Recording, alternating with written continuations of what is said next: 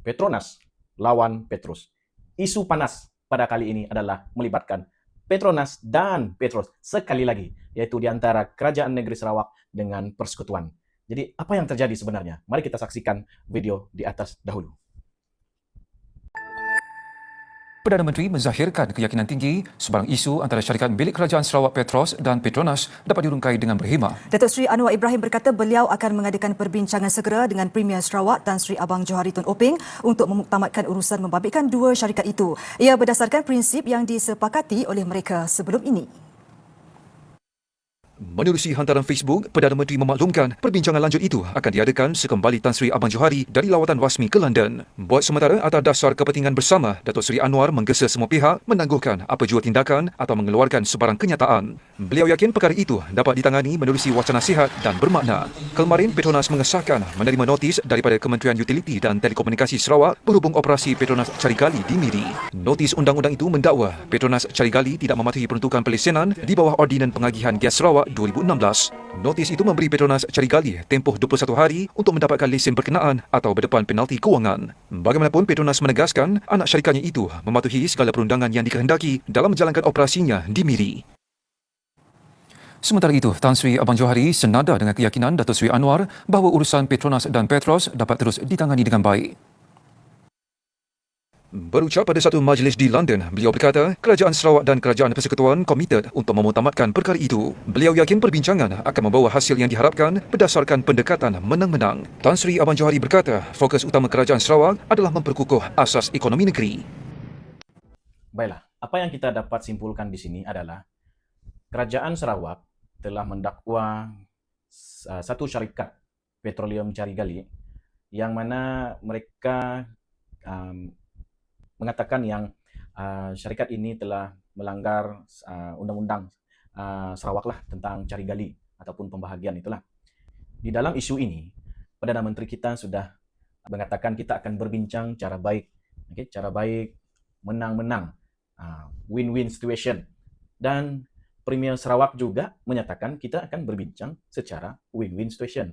Jadi kita sahutlah seruan kerajaan kita supaya kita tidaklah membuat tuduhan-tuduhan yang tidak berasas. Kita tambah lagi minyak ke dalam api.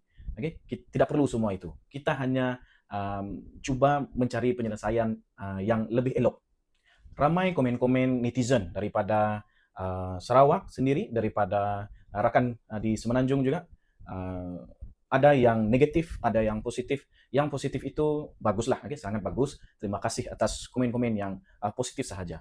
Yang negatif itu kita harus bagi peluang kepada kerajaan untuk menyelesaikan masalah ini dengan situasi menang-menang ataupun win situation. Bagi rakyat Sarawak, ya saya tahu kita sekarang ini ingin mendapatkan hak kita semula.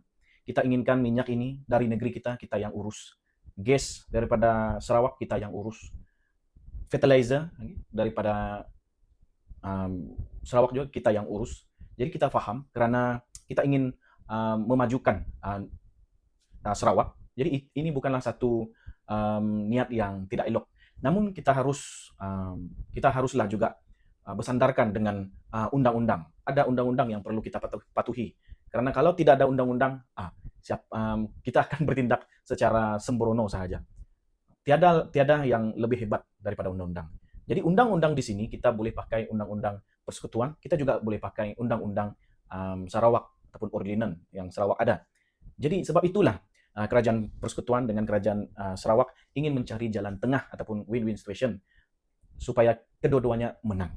Jadi komen-komen negatif yang datang daripada rakyat Sarawak, kalau boleh marilah kita cuba jangan menggunakan kata-kata kesat.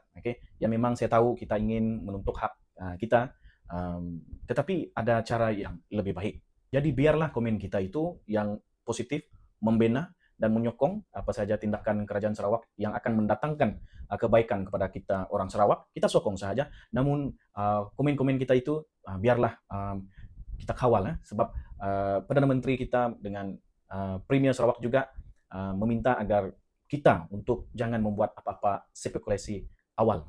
Begitu juga rekan-rekan kita di Semenanjung, ada juga komen yang positif, ada juga komen yang negatif, sama juga seperti di Sarawak, ada komen yang positif, ada komen yang negatif. Jadi kalau yang positif ya kita berterima kasih kerana memberikan komen-komen yang membina. Komen-komen yang negatif, saya paham ada sedikit kegusaran di dalam hati kita kerana jika Petronas ini memberi banyak kelebihan kepada Sarawak, kepada Petros, saya paham kesannya sangat-sangat terasa kepada semua orang, okay? Kerana Petronas ini bukanlah satu syarikat yang kecil, ianya satu syarikat yang sangat besar. Dan salah satu kegusaran daripada kita semua adalah jika banyak peralihan kuasa minyak dan gas di Sarawak diberikan kepada Petros, kemungkinan memberikan kesan kepada pemberian dividen di dalam ASB. Namun percayalah kawan-kawan kita di Semenanjung, kesan itu juga akan terpalit kepada orang-orang Sarawak juga, kerana orang-orang Sarawak juga ada menyimpan di dalam ASB. Begitu juga kesannya kepada ekonomi kita. Mungkin ada memberi impak kepada ekonomi secara holistik daripada Perlis hingga ke Sabah. Terkesan juga dari sudut pendidikan kerana Petronas banyak juga memberi sumbangan di dalam pendidikan kita. Dan saya berharap rakan-rakan di Semenanjung tidaklah melihat cara Sarawak ini adalah satu bentuk penentangan. Okay? Sarawak ini bukan menentang tetapi lebih kepada menuntut. Saya berharap rakan-rakan di Semenanjung tidaklah melihat komen-komen yang negatif datang daripada Sarawak sahaja, cuba tengok komen-komen yang positif. Kerana ada juga komen yang menjelaskan yang Sarawak cuba untuk menuntut hak, bukannya menentang persekutuan.